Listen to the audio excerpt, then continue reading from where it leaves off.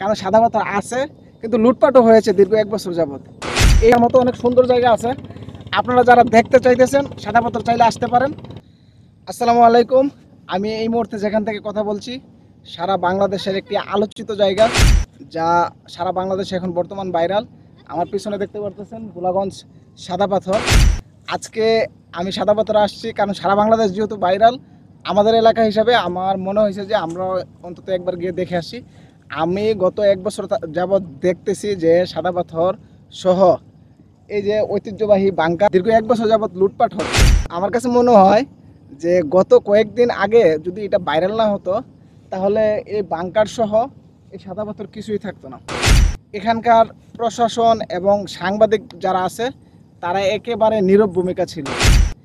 এখন মানে আমার কাছে মনে হয় সাংবাদিকদের যে বিষয়টা, এটা যদি একটু ক্লিয়ার না করি তাহলে অনেকেই বুঝতে পারবে না যে সত্য ঘটনাটা আসলে কি।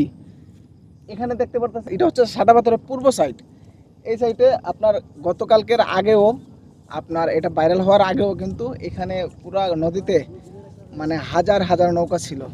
এবং এই ঐতিহ্যবাহী বাংকার আমার কাছে মনে হয়েছে সাদা পাথর থেকে খুব বেশি গুরুত্বপূর্ণ এই বাংকারটাও, কারণ এই বাংকার ব্রিটিশদের হাতে তৈরি ছিল।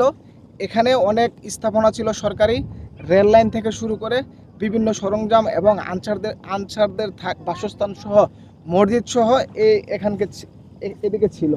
কিন্তু এখন আমি দীর্ঘদিন পরে যখন আসলাম, দেখেন এখানে মনে হচ্ছে পুরাটা নদী মানে সমতল ভূমি হয়ে গেছে।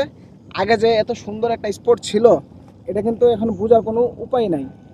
আর সাদা পাথরের যে বিষয়টা, এখানে যখন আপনার বালু পাথর লুটপাট হচ্ছে বাংকারে, আবার যারা সুযোগ পাচ্ছে এখানে সাদা পাথর লুটপাট করছে, লুটপাট হয়েছে এটা সত্য। কিন্তু সাদা পাথর যে একবারে নাই, যে নিউজগুলো হচ্ছে এটা হচ্ছে গিয়ে মিথ্যা। কারণ সাদা পাথর আছে, কিন্তু লুটপাটও হয়েছে দীর্ঘ 1 বছর যাবত।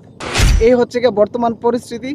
আজকে সারা বাংলাদেশ ভাইরাল হওয়ার কারণে এই নদী মনে হচ্ছে যে একেবারে শীতল এবং নীরব। আর না হলে গতকালকের আগেও কিন্তু এটা মানে মানুষের সমাগম ছিল হাজার হাজার। এখানে মানে পাথর এদিক দিয়ে এই কোণাটা দিয়ে মানে আপনার পাথরগুলো বেশি উত্তোলন করা হয়েছে। আবার ওই সাইড যেটা মেইন স্পট, ওইদিকে পাথর আছে, সুন্দর পাথর। যদি নৌকা পাই তাহলে আমি পার হয়ে আপনাদেরকে দেখাতে পারবো। আর এই হচ্ছে গিয়ে বিষয়, আপনার শুধুমাত্র এই খাম্বাটা ব্যতীত বাংকারের আর কোনো কিছু বাকি নাই, সব কিছুই নেওয়া হয়ে গেছে। এই হচ্ছে গিয়ে আপনার সাদা পাথরের বর্তমান পরিস্থিতি। আজকে অভিযানের কারণে একবারে নীরব। আর মেন স্পটটা হচ্ছে ওই যে দেখা যাচ্ছে, ওই যে মসজিদ আছে, বিজেপি ক্যাম্পাসে ওইদিকে পাথর আছে, দেখার মতো অনেক সুন্দর জায়গা আছে। আপনারা যারা দেখতে চাইতেছেন সাদা পাথর চাইলে আসতে পারেন, দেখতে পারবেন, কোনো সমস্যা নাই। কিন্তু সাংবাদিকরা যারা নিউজ করে এটা হচ্ছে কি মূল তথ্য সংগ্রহ করে নিউজ করে না। আমাদের এলাকার কেউ কোনো একটা ভিডিও আপলোড করলো, এই ভিডিও যদি ভাইরাল হয় সেই ভিডিও সংগ্রহ করে অনেক সাংবাদিক নিউজ করে, এবং ঢাকা থেকে বসে মানে আন্তর্জাতিক মিডিয়াগুলোও আমাদের এলাকার অনেক ছেলেদের ভিডিও সংগ্রহ করে এই ভিডিওগুলো আপনার নিউজ করে। প্রকৃত সত্য ঘটনাটা কেউ তুলে ধরে না। আপনার অনেকে দুইটা ছবি আপনার হচ্ছে গিয়ে পাশাপাশি দিয়ে আপলোড করে যে এটা হচ্ছে আগে এটা পরে। 1 বছর যাবত লুটপাট হয়েছে এটা সত্য, কিন্তু সাদা পাথর একেবারে নাই। এটা হচ্ছে গিয়ে একেবারে অসত্য। সাদা পাথর আছে, দেখার মতো অনেক জায়গা আছে, আপনারা চাইলে আসতে পারেন।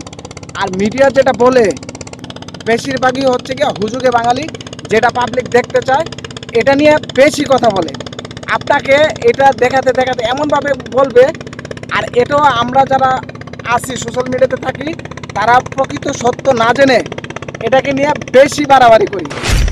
আমি পোস্ট করতেছি, আবার আরেকজন পোস্ট করতেছে আমার দেখা দেখি, আসলে সত্যটা কতটুকু কেউ জানে না। এই হচ্ছে কি অবস্থা। আমি আপনাদেরকে পুরো ভিউটা দেখাতে পারছি না, কারণ এদিকে নৌকা নাই, যার কারণে আমি ওইপার যাইতে পারতেছি না। ওইপার কিন্তু মেন স্পট একবার সুন্দর আছে, আপনারা চাইলে ঘুরে দেখতে পারেন। আর দীর্ঘ 1 বছর কয়েক হাজার কোটি টাকার পাথর এবং ঐতিহ্যবাহী বাংকার লুটপাট হয়েছে, এটা সত্য। আমি আপনাদেরকে এই ঘটনাস্থলে দাঁড়িয়ে বলতেছি সত্য। সবাই ভালো থাকবেন, সুস্থ থাকবেন। আসসালামু আলাইকুম।